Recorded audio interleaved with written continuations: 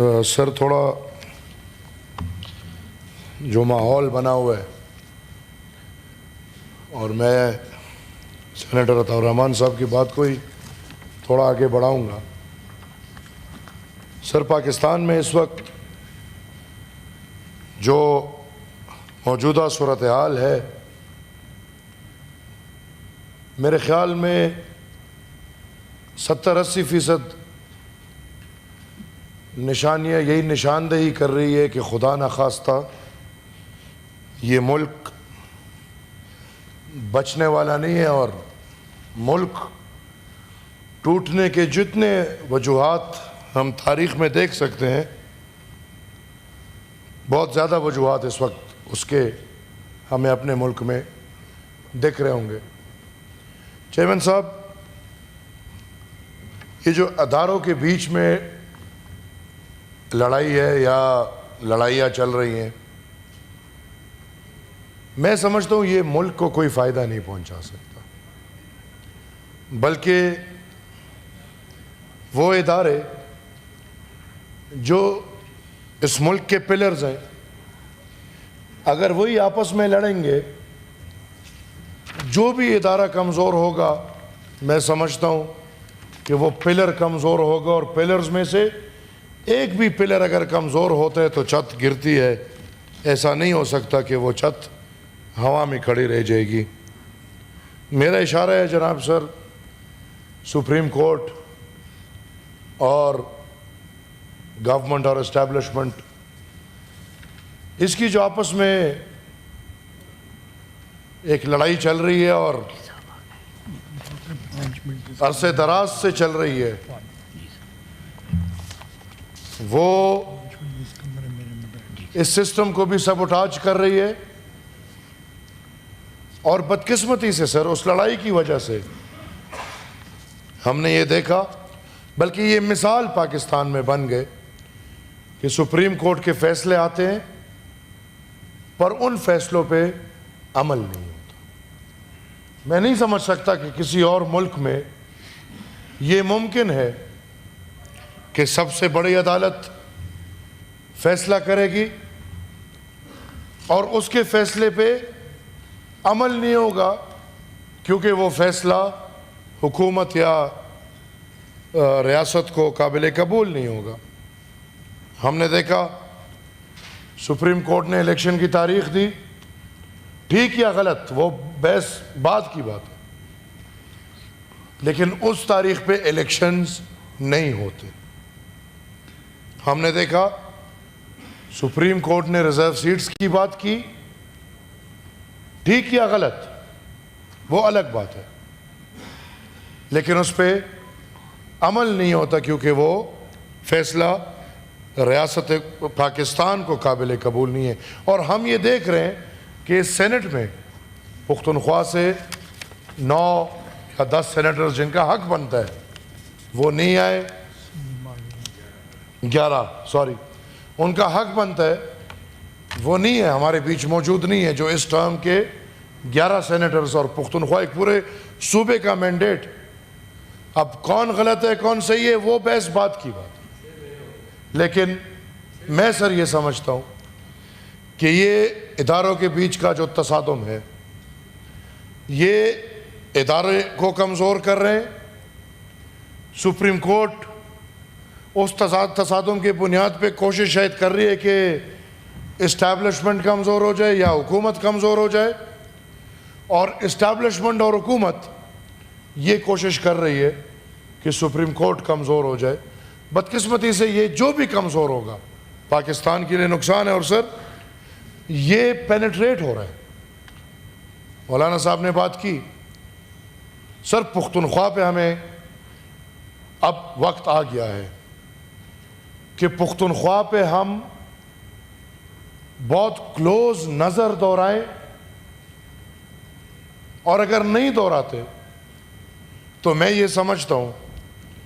کہ پختونخوا صرف ایک اینگل سے نہیں سر کافی اینگل سے ایسے پھنس رہا ہے کہ خدا نخواستہ مانتے ہمارے خلاف بھی بڑی باتیں ہوئی ہیں لیکن ہم ملک اور ریاست کے خلاف نہیں. خدا نخواستہ کہیں پاکستان پختونخوا کو ہاتھ سے نہ کھو دے. ایک طرف سر میں ایک دفعہ پھر دہراتا ہوں, ریکنسیلیشن کے نتیجے میں 40,000 دہشت گردوں کو لا کے پختونخوا میں کھلا چھوڑا ہوا. اس کے ساتھ ساتھ 102 مجرموں کو, جن پہ سر ریاست پاکستان کا اربوں روپے خرچہ ہوا ہوگا, ان 102 بندوں کو پکڑنے میں, ان کو اریسٹ کرنے میں کتنے آپریشنز ہوئے ہوں گے, کتنے عوام کا نقصان ہوا ہوگا, لیکن ایک دستخط سے وہ پورا چیز, وہ 102 جو دہشت گرد قیدی تھے ان کو کھلا چھوڑا گیا ہے, اور وہ بھی آج پختونخوا میں کھلے گھوم رہے ہیں. بدقسمتی سے sir, no hard feelings to anyone, میں کسی کو ٹارگٹ نہیں کرنا چاہوں گا, لیکن بدقسمتی سے پختونخوا میں انہی لوگوں کی حکومت ہے جنہوں نے ان دہشت گردوں کے لیے باقاعدہ وکالت کی ہے. پختونخوا میں وہی گٹھ جوڑ بیٹھا ہوا ہے جو گٹھ جوڑ پچھلے 12 سال سے پختونوں پہ زبردستی راج کر رہا ہے. ایک طرف کھلا دہشت گردوں پہ چھوڑ دیا گیا ہے, دوسری طرف حکومت دہشت گردوں کے حامیوں کے ہاتھ میں پکڑا دیا گیا ہے, اور تیسرا امریکہ کا پالیسی پختونخوا پہ ایک دفعہ پھر یہ ٹیررزم اور دہشت گردی کو لانا. سر میں سمجھتا ہوں کہ یہ خطرناک بات ہے کہ پختونخوا کی پولیس اس بات پہ مجبور ہو گئی ہے. یہ آپ کہیں بھی نہیں سنیں گے کہ پولیس نکل کے سٹرائک کر رہی ہے, اور وہ سٹرائک ڈائریکٹلی دفاعی اداروں کے خلاف کر رہی ہے, اور ان کا ڈیمانڈ یہ ہے کہ دفاعی ادارے ہمارے علاقے چھوڑ دیں, ہم جانے, عوام جانے, دہشت گرد جانے, لیکن دفاعی ادارے یہ علاقے چھوڑ دیں. سر ادھر ایک واقعہ ہوا ہے, ایک SHO سر ٹارگٹ ہوا ہے لکی مروت میں, اور اس کا جس نے ٹارگٹ کیا ہے وہ بندہ پکڑا گیا ہے, اور میں آن دا ریکارڈ یہ کہنا چاہتا ہوں کہ پھر ہمارے دفاعی ادارے آ کے پولیس سے اس دہشت گرد کو اٹھا کے لے کر گئے ہیں, جس کی وجہ سے پولیس کہہ رہی ہے کہ ہمارے ساتھ جو ہو رہا ہے یہ غلط ہو رہا ہے, اور مزید ہم ایسے قربانیاں دینے کو تیار نہیں. اب قوم کی کیا حالت, طالبان کھلے گھوم رہے ہیں, حکومت طالبانوں کی سپورٹ میں ہے, اور پولیس کا مورل اس جگہ اس حد تک گرا دیا ہے کہ وہ نوکریوں کے بجائے سٹرائک پہ جا رہے ہیں. Sir this is a very dangerous situation for Pakhtunkhwa, اور پھر اور اٹیکس بھی باہر سے ہو رہی ہیں, ایک طریقے سے دوسرے طریقے سے, جو چاہتے ہیں کہ پختونخوا میں ایک ایسی آگ لگائی جائے جو آگ پاکستان کو بجھانا مشکل ہو. میں سمجھتا ہوں سر پختونخوا کے ان حالات ہمیں کوئی خصوصی, یا تو آپ ایک اجلاس رکھ لیں جس پہ ان حالات پہ سر خصوصی بحث ہو, اور پختونخوا کے ساتھ میں بلوچستان پہ بھی یہی چاہوں گا, کیونکہ سر یہ دونوں صوبے بدقسمتی سے پاکستان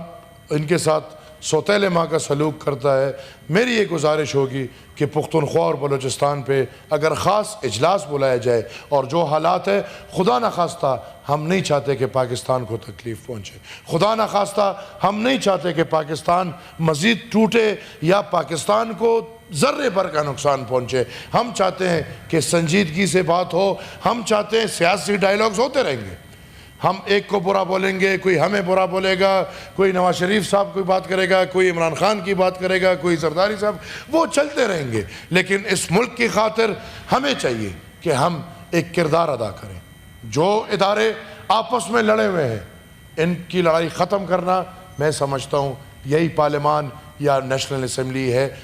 جو یہ کردار ادا کر سکتے ہیں کہ پاکستان کے سارے پلرز کو یکجا کر کے رکھے. اور میں سمجھتا ہوں کہ اگر ہم نے یہ اقدامات نہ اٹھائے تو خدا نخواستہ ہم شاید بلوچستان اور پختونخوا کو کھو دیں. سر میں ایک ریکویسٹ کروں گا,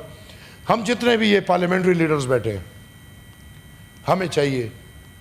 کہ ہم اس فلور اور اس ہاؤس کا تقدس رکھیں.